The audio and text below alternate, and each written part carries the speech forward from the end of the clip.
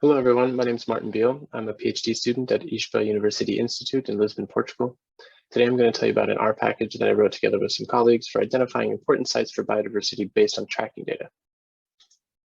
This falls under the umbrella of site-based conservation, of which protected areas are an obvious example. Protected areas being sites that are designated or established for protecting or conserving of the underlying biodiversity that they cover. There's a problem with many protected areas, which is that they're paper reserves, meaning that they've been established perhaps for their ease of designation, politically speaking, rather than for the particular importance for biodiversity. One way to deal with this issue is to demonstrate ecological significance of such sites using standards that are accepted widely. To do this, one way is to use important area designations like key biodiversity areas, which are a global standard for identifying sites that contribute to the persistence of species globally. And this can be applied to any taxa.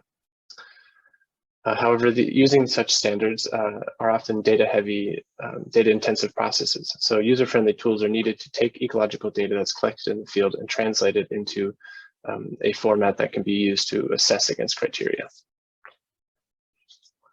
This is where our package track2KBA comes in. Track2KBA uses 3 simple steps to take tracking data from devices such as GPS trackers that are attached to animals to output a delineated site that can be assessed against criteria. So the first step is to estimate the space use or the core areas of individuals that are tracked. The second is to assess the representativeness of that sample of individuals for the wider population. And the third is to combine the first 2 steps and delineate areas of significant overlap at the population level, which can then be assessed against criteria like in the KBA.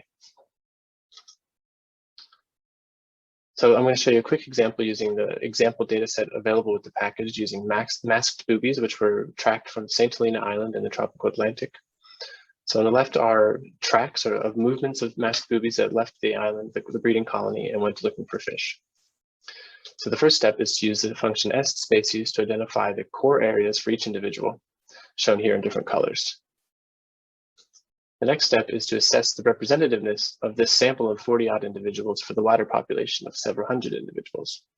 What this function does is try to identify how close we are to the information asymptote with this sample size.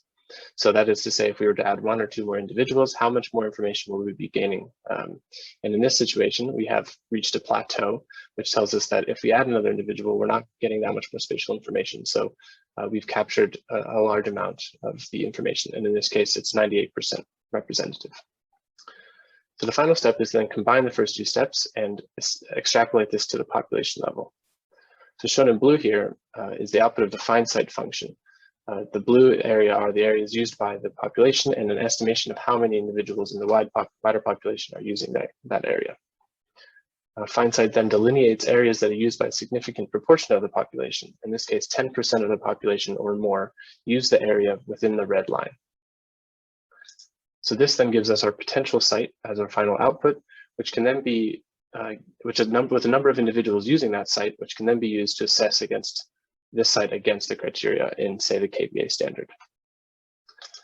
So that's it. Thank you for listening. If you want to get started with using the package, you can download it from CRAN or visit our GitHub page, which shows more examples and code and more details. So thank you for listening, and I hope you enjoyed.